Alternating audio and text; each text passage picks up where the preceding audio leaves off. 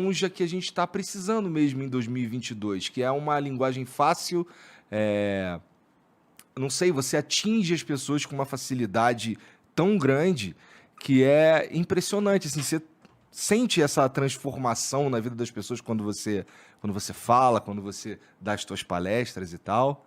Elas me dizem isso. Elas vêm me dizer: "Nossa, monja, a senhora mudou minha vida". Teve um que disse assim: "Eu ia me matar, não me matei por sua Nossa. causa". Outro disse: "Eu ia matar uma pessoa e não matei a pessoa por sua causa". Falei: "Então está funcionando".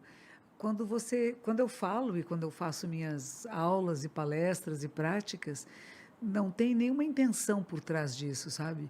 Eu acho importante fazer com que as pessoas despertem, essa é a palavra para mim principal, despertar, acordar para a realidade, ver o que é, assim como é, para poder atuar de forma decisiva. Senão nós não vemos o que é. Se eu colocar uma tela em cima da realidade e pintar de uma cor que eu acho mais agradável, eu não vou poder lidar com a realidade assim como ela é. Então, acho que o Zen budismo é uma tradição muito pé no chão, muito real. O que está acontecendo agora comigo? Onde eu estou? Como que está a minha respiração, batimento cardíaco? E eu começo a trabalhar por aí.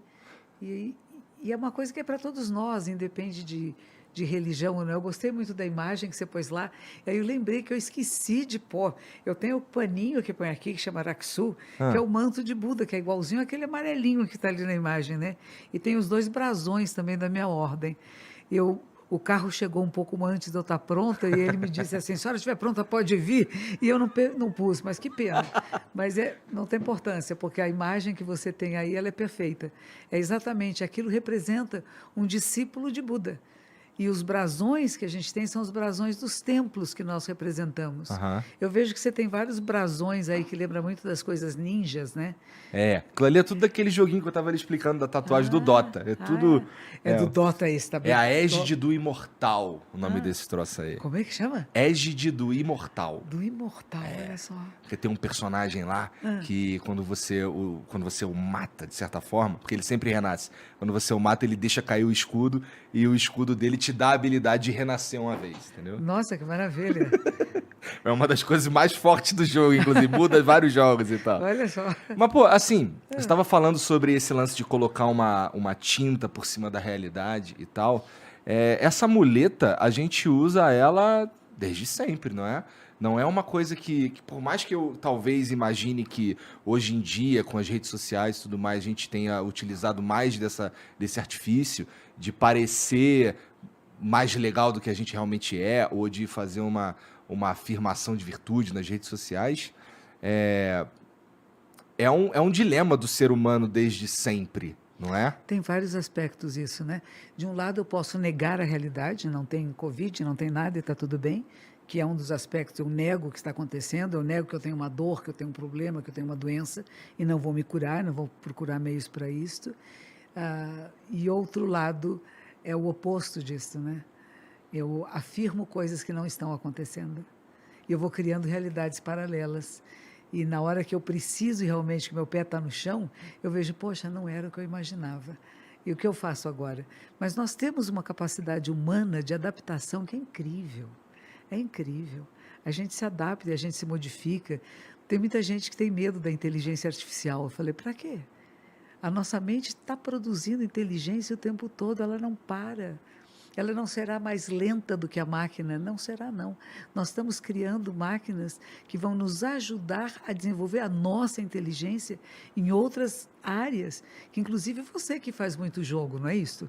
O Aham. jogo é uma habilidade incrível, que é a habilidade motora, com a rapidez mental que tem que acontecer, e se a gente colocar isso em prática na vida, nos processos de construção civil que seja, vai ser de uma mudança incrível que pode acontecer. A rapidez e a facilidade com que nós vamos poder construir e desconstruir realidades. É muito incrível Eu isso. tenho um pouco de medo da inteligência artificial também. E você estava falando sobre a gente negar a realidade ou a gente criar uma realidade que não existe. O ideal é o caminho do meio. O Isso. ideal é a gente viver de fato com o pé no chão, mas é muito difícil, monja. Eu sei porque, assim, eu tô falando da minha experiência própria. Ok? Porque eu já em determinados assuntos, eu ajo desse jeito, o primeiro jeito. em outros determinados assuntos eu ajo do outro jeito, do último jeito. Mas é assim, eu sinto também que é muito mais produtivo quando a gente enxerga a realidade como ela é, por mais que seja difícil de enxergá-la às vezes. Com tanto verniz que a gente põe, ou que o mundo põe nessa realidade, fica difícil mesmo enxergar, pelo menos para as pessoas, para os leigos. O que você fala de caminho do meio é o que o Buda dizia, né? Não é à O toa. caminho do meio é sem apego e sem aversão, sem extremos. Mas isso não significa que você fica bitolado e que você anda todo retinho assim. A gente encontra o eixo de equilíbrio, o eixo axial do corpo, por exemplo, né? São 80 e poucos ossos, né? Que Eu vi a senhora falando Não é? recentemente num vídeo. É uma beleza isso, é a cabeça, o pescoço e o tronco, que nos dá o eixo axial. E nós temos um eixo axial emocional interno. E a gente encontrando esse eixo, claro que a gente sai. Ninguém fica rígido num lugar só. As coisas nos puxam e nos empurram e a gente volta para esse eixo. A diferença é que quando você encontra esse ponto de equilíbrio, é mais fácil voltar para ele. Entendi. É só isso. Não é que você não vai sair dele, vai sair sim, inúmeras vezes, mas já A sabe. senhora sai. Oxe, o pessoal até brinca. Às segundas-feiras à A noite, senhora fica com raiva. eu fico Eu não brava. consigo imaginar a senhora com raiva. Eu Todo fico respeito. brava. É? Meu aluno veio aqui comigo, ele conhece. Ele já viu. Entendi, mas aí como a senhora conhece o seu eixo, Isso, eu volto. que aparece, esse eixo ele surge com que? Autoconhecimento, meditação, Meditação, é. A é o quê? É palavra muito difícil meditar. não é nada, porque você criou uma ideia do que é meditar. Talvez seja. Joga fora a ideia, respira e está meditando, está presente no Se seu a gente corpo. vai no Google e coloca como meditar, É. eles vão falar assim, preste atenção na tua respiração e os pensamentos que vêm você deixa aí. Mas eu não consigo. Eles vêm e eu dou uma pirada neles por um tempo, aí, pô, não, deixa aí, mas ele volta, aí é uma coisa horrível, cara. Porque é horrível, você apenas observa, eu penso, que bonito. Eu penso também, tem momentos que não penso. O que a gente dá atenção é como se eu viesse nesta sala e só visse os objetos, mas existem espaços entre eu e você, existe um espaço entre nós e o teto, existe um espaço, e eu não dou atenção a ele. No processo verdade. meditativo, eu começo a dar atenção não só nos pensamentos, mas nos intervalos entre eles. E eu vou perceber essa realidade de uma forma mais ampla, não limitada, só pensei. Que legal, pensei. E além de pensar, o que existe? Tanto que o texto do nosso fundador, do século XIII, no Japão, ele diz, começa assim, existe o pensar, o não pensar, ir além do pensar e não pensar. É aí que a gente quer esse ir. é o mais complicado, né? Não. É que a gente pensa que é uma coisa complicada. Por exemplo, eu posso achar que fazer o joguinho é muito complicado. Que participar dos jogos que você gosta de fazer seja muito complicado.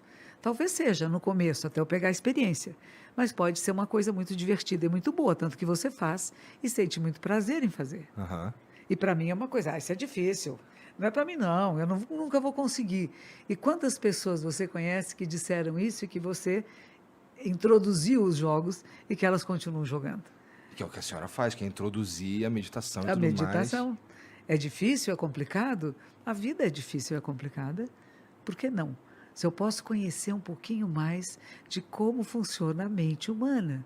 E eu vou conhecer através do quê? Da minha.